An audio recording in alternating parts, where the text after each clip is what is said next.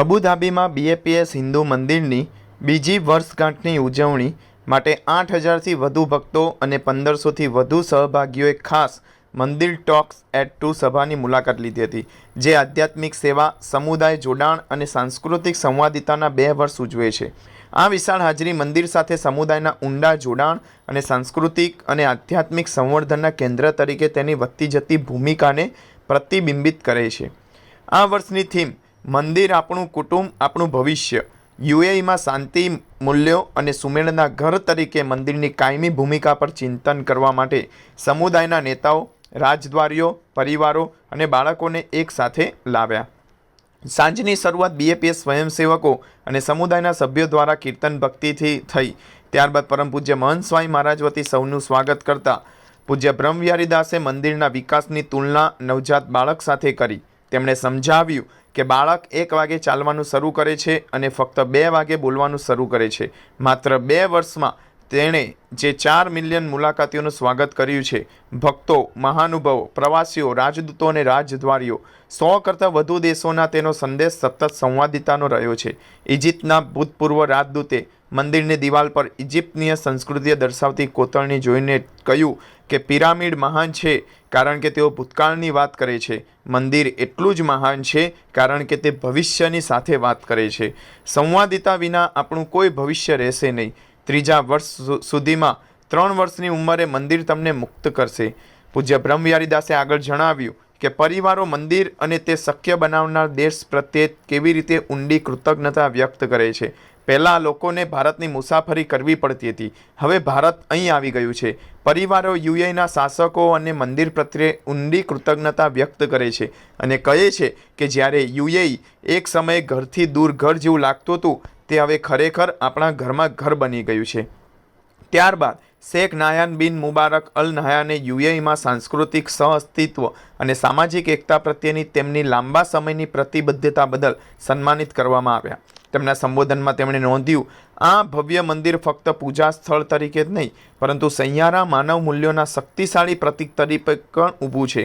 આ નોંધપાત્ર મંદિર ભારત અને સંયુક્ત આરબ અમીરાત વચ્ચેની ઊંડી અને સ્થાયી મિત્રતાનું પણ એક શક્તિશાળી પ્રતીક છે. તે આપણી વચ્ચે એક સેતુ તરીકે ઊભું છે, પરસ્પર સમજણને મજબૂત બનાવે છે અને આપણા બંને રાષ્ટ્રો વચ્ચે સદ્ભાવને વધારે છે. યુએઈના શાસકની પ્રશંસા કરતા શેખ નાયાને કહ્યું, અમને તેમના નેતૃત્વ ઉપર ખૂબ ગર્વ છે, જે દરેક ધર્મ, સંસ્કૃતિ અને પૃષ્ઠભૂમિના તમામ લોકોને આપણા મતભેદોથી આગળ જોવા અને માનવજાતની મૂળભૂત એકતાને ઓળખવા માટે આહ્વાન કરે છે. આ મંદિર આવનારી ઘણી પેઢીઓ માટે આધ્યાત્મિક શક્તિ, નૈતિક માર્ગદર્શન અને સમુદાય ઉત્થાનનો સ્ત્રોત બની રહે છે. મંદિર ટોક્સ કાર્યક્રમમાં વિશ્વભરમાં પરિવારોમાં, સમુદાયોમાં અને ભવિષ્યમાં મંદિરના પ્રભાવની શોધખોળ કરતા વિભાગો દર્શાવવામાં આવ્યા હતા. મંદિર ટોક્સ ટુ ધ વર્લ્ડમાં આંતરરાષ્ટ્રીય અવાજોએ મંદિરના સાર્વત્રિક સંદેશ પર પ્રતિબિંબ પાડ્યો. યુએઈમાં ભારતના રાજદૂત મહામહિમ ડૉક્ટર દીપક મિત્તલે મંદિરને ભારતીય સમુદાય માટે કૃતજ્ઞતાનું સ્થળ ગણાવ્યું, જે વારસાને ભવિષ્ય સાથે જોડે છે અને આવનારી પેઢીઓ માટે ભારત અને યુએઈ વચ્ચેના સંબંધોને મજબૂત બનાવે છે. તેમણે નોંધ્યું કે મંદિર ફક્ત પથ્થરથી જ નહીં, પરંતુ મિત્રતા અને સંસ્કૃતિથી પણ ઘડાયેલું છે. તેની જટિલ વિગતો સહઅસ્તિત્વ પ્રત્યેની સહિયારી પ્રતિબદ્ધતાને પ્રતિબિંબિત કરે છે. યુએઈમાં ચીલીના રાજદૂત એચઆઈ પીટ્રિયસન બ્રાઉટને મંદિરને સાર્વત્રિક મૂલ્યોનું પ્રતિબિંબ ગણાવ્યું, જ્યાં ધર્મો વચ્ચે આદર અને જવાબદારી સામાજિક એકતા અને માનવ બંધુત્વને મજબૂત બનાવે છે.